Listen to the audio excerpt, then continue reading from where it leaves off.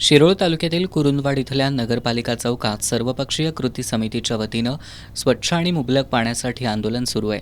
गेल्या 11 दिवसांपासून सुरू असलेल्या या आंदोलनस्थळी आमदार सतेज पाटील यांनी भेट दिली।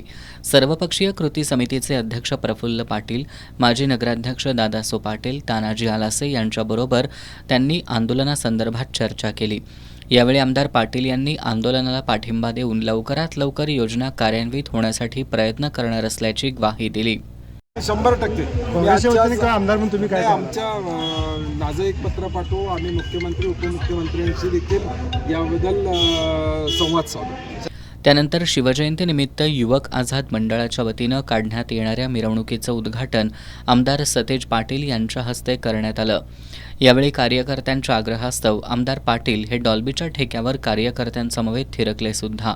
कुरुंदवाडमध्ये राष्ट्रसेवा मंडळाच्या वतीनं राष्ट्रीय स्तरावरील प्रो कबड्डी स्पर्धा सुरू आहेत। या स्पर्धेच्या ठिकाणीही आमदार सतेज पाटील यांनी भेट दिली।